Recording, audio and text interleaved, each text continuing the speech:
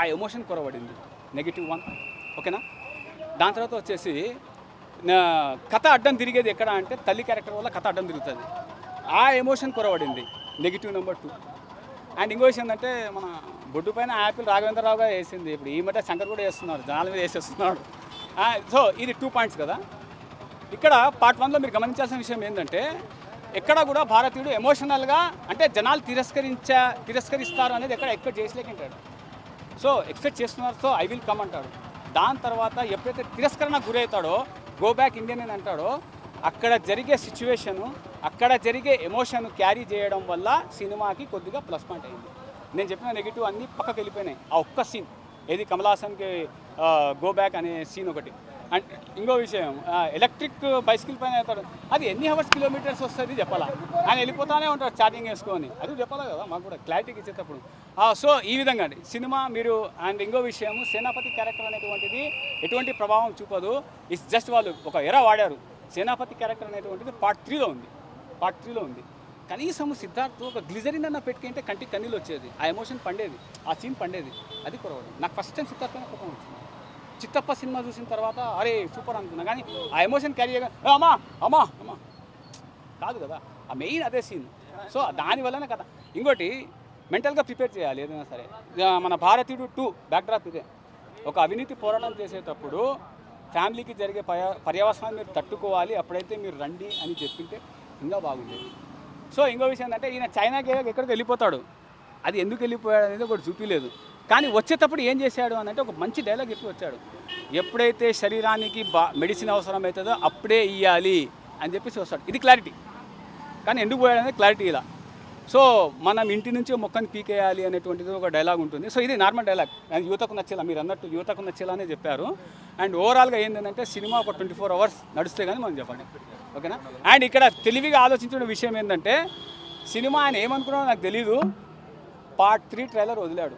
So జనాల confusion ఇచ్చాడు. మీరు సినిమా హిట్ అనాలన్నా, బ్లాక్ బస్టర్ అనాలన్నా, సూపర్ అనాలన్నా అనకుండా మీ సావు మీరు రావండి అన్నట్టు అది వదిలేశాడు. అందరు మీరు ఎవరైనా అడగండి ఓకే అన్నా అని అంటారు, కానీ ఎందుకు అనేది చెప్పలేదు. సో సేనాపతి క్యారెక్టర్. ఇంకో విషయము, పార్ట్ 1 అప్పుడు మా నాన్న ఉన్నాడు, పార్ట్ 2 మా నాన్న లేట్ అయిపోయాడు. సినిమా రావడం కూడా లేట్ అయింది. దీనికి కోఇన్సిడెన్స్. నేను కూడా లేట్ అయిపోతాయేమో అనుకున్నా పార్ట్ 3కి, కానీ 2024 ఇస్తా అన్నాడు. సో శంకర్ గారు ఒకే పడవ పైన 3 ప్రయాణాలు చేయడం జరిగింది. I think it should be not right, but let's watch what will happen. అందరికీ నమస్కారం. ఇప్పుడే భారతీయుడు 2 సినిమా అయితే చూసేసి రావడం జరిగిందండి. ఫస్ట్ థింగ్ ఏంటంటే నాకు నిజంగా కొంచెం బాధగా ఉంది ఇలా చెప్తున్నందుకు. ఎందుకంటే డైరెక్టర్ శంకర్ గారు అంటే సమాజానికి ఆయన సినిమాల రూపంతో చక్కటి మెసేజ్లు, సమాజంలో ఉండే లోటుపాట్ల మైనస్ పాయింట్స్ అంతా, సమాజాన్ని కీడుపరిచే ఎలిమెంట్స్ గురించి అంతా డిస్కస్ చేస్తూ ఉంటారు శంకర్ గారు.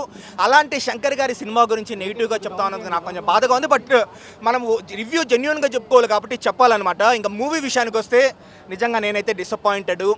రైటింగ్ కావచ్చు, స్క్రీన్ ప్లే కావచ్చు, ఆ ప్రెజెంటేషన్ కావచ్చు, ఎగ్జిక్యూషన్ కావచ్చు, డైరెక్షన్ కావచ్చు, నిజంగా శంకర్ గారు ఫెయిల్ అయినారని నేను చెప్తాను. బ్రో ఏదో సెకండ్ హాఫ్లో ఒక 2 సీన్లు సిద్ధార్థన్ గ్యాంగ్ ఎమోషన్ 2 సీన్లు పండింది.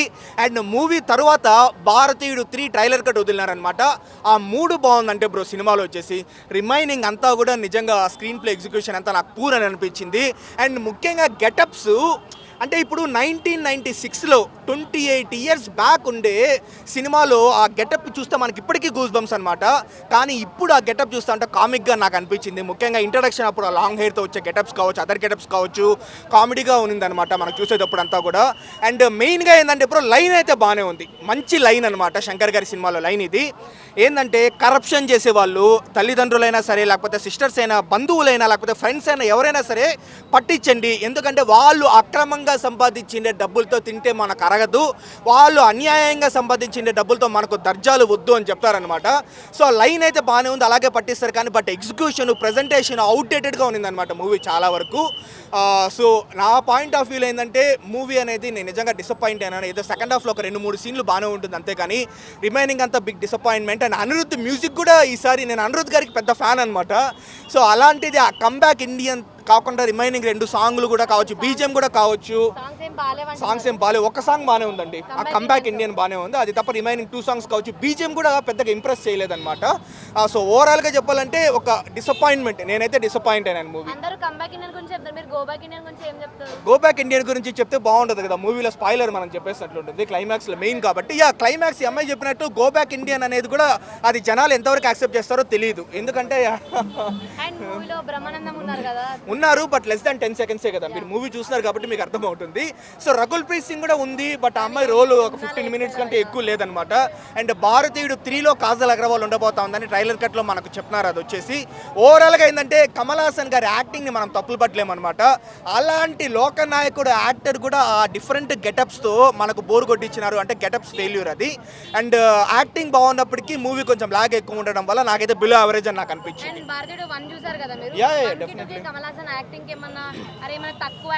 ఒకటండి కమల్ హాసన్ గారి యాక్టింగ్ ని మనం తప్పులు పట్టలేము, ఎందుకంటే ఆయన లోకనాయకుడు అనమాట. డెఫినెట్లీ మనం ఏం ఫాల్స్ వెతకలేము. కానీ భారతీయుడికి 1కి 2కి అంటే నక్కలు సంథింగ్ ఏదో చెప్తారు కదా, నాగలోకానికి దీనికి తేడా ఉన్నట్లు అంత తేడా ఉందన్నమాట. కంప్లీట్ కాంట్రాస్ట్ అనమాట. భారతీయుడు 1లో ఉండే 20% కూడా దీంట్లో లేదని చెప్తాను. బట్ నేను శంకర్ గారిని నేను తక్కువ పరచడం లేదు. భారతీయుడు 3 డెఫినెట్లీ బెటర్గా ఉండబోతుందని నాకు అర్థమైంది. కాకపోతే కొంచెం ఇండియన్ 1 ఇండియన్ 2 సేమ్ ఉండవు, కొంచెం డిఫరెంట్ ఉంటుంది. అయితే ఇండియన్ 3లో ఏమి ఎక్స్పెక్ట్ చేస్తున్నారు?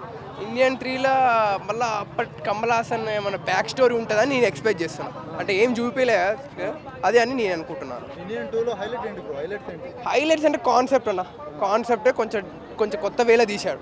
మనకి ఏ సేమ్ అనిపిస్తే కానీ కొంచెం కొత్త వేలో ఉంటుంది, కొంచెం ఎమోషనల్ ఉంటుంది, కొంచెం యాడ్ చేసి కొంచెం కొత్త వేలో చూపించాడు.